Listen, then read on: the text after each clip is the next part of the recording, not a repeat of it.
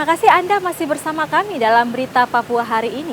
Untuk Anda yang baru saja bergabung, kami akan sajikan kembali 3 berita utama.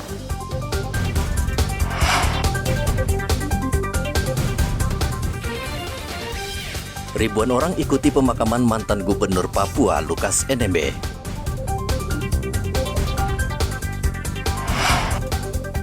Polda Papua siapkan 2.000 personel amankan malam tahun baru.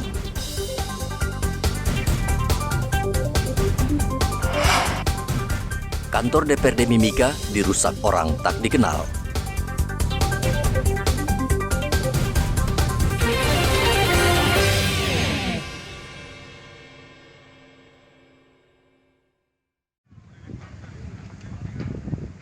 Seluruh aparat keamanan di Merauke, Papua Selatan menggelar apel pengamanan malam pergantian tahun baru yang berlangsung di markas kepolisian Merauke. Apel diikuti ratusan kepolisian bersama TNI dan unsur terkait seperti Basarnas, Dishub, dan Satpol PP. Aparat akan fokus mengamankan kegiatan warga saat pergantian tahun baru dengan berpatroli di jalan protokol dan tempat umum. Aparat juga memprioritaskan pemantauan terhadap pawai ataupun balap liar yang kerap dilakukan sebagian warga untuk merayakan pergantian tahun. Berdasarkan koordinasi kami dengan pemerintah daerah dan provinsi, ya mulai dari tanggal 29 sampai dengan tanggal 2 nanti ini tempat hiburan malam serta penjualan miras tidak boleh tidak diadakan, ya. Jangan sampai ada yang jualan, saya polis lain pasti. Tadi sudah satu di polis lain sama Kasat Narkoba, ya beserta mirasnya yang dia jual. Itu sudah diingatkan, soalnya diingatkan 1 kali, 2 kali, 3 kali. Karena kita mau melaksanakan kegiatan Natal dan Tahun Baru ini bagi masyarakat Merauke berjalan dengan baik dan lancar. Sementara itu di Kota Jayapura, Polda Papua menyiagakan 2.000 aparat gabungan Polri dan TNI agar perayaan Tahun Baru berjalan lancar dan tertib. Kapolda meminta masyarakat tidak memprovokasi atau menyebarkan berita hoaks dan isu negatif terkait pemakaman Lukas NMB. Sudah menggelar 2.000 perkuatan Polri untuk operasi lilin ini akan kita gunakan. Tiap Polres sudah tahu dia akan melakukan pengamanan malam Tahun Baru. Saya tadi sudah minta ke Pak Kapolresta untuk kota, nanti coba tolong cek di mana lokalisir untuk bagaimana perayaan malam Tahun Baru. Tetapi nanti anggota Polri yang ada di sini dapat digunakan untuk menjaga kantong-kantong, termasuk kita menjaga supaya saya tidak mau ada berkembang isu-isu terkait dengan yang lain, ya. Kalau memang itu untuk malam Tahun Baru, kita fokus malam Tahun Baru.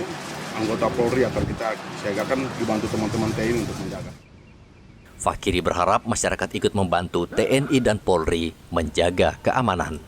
Muhammad Ridwan dan Hendra melaporkan dari Merauke dan Kota Jayapura.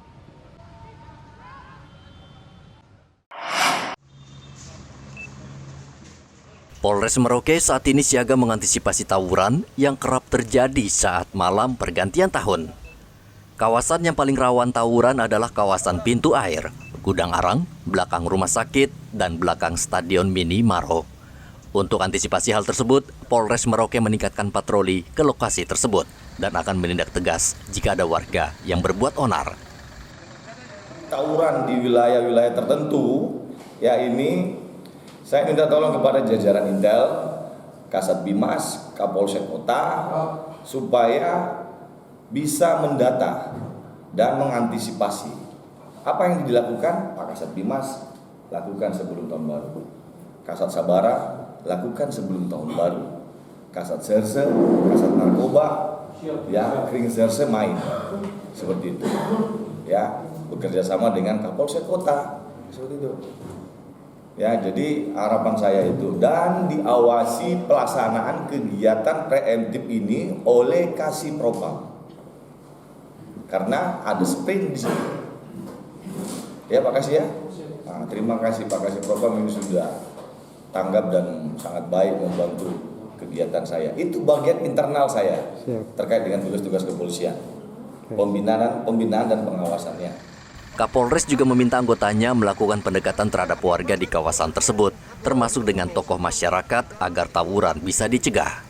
Kapolres juga akan menambah jumlah anggota di kawasan tersebut agar tawuran bisa diredam. Tawuran kerap terjadi saat menjelang pergantian tahun, biasa dipicu masalah sepele dan minuman keras. Muhammad Ridwan melaporkan dari Merauke, Papua Selatan.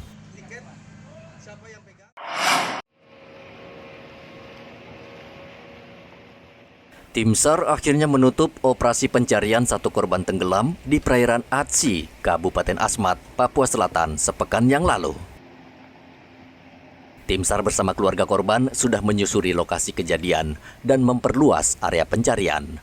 Namun hingga hari ke-7, korban bernama Bernard Wiar tidak ditemukan.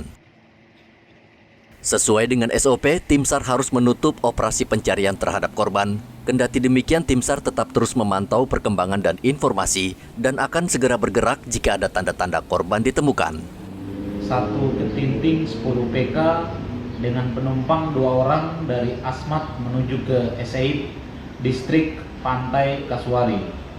Dalam perjalanan menuju Eseib, kurang lebih 20 nautical mile atau 37 km di Muara Atsi, ketinting tersebut terbalik.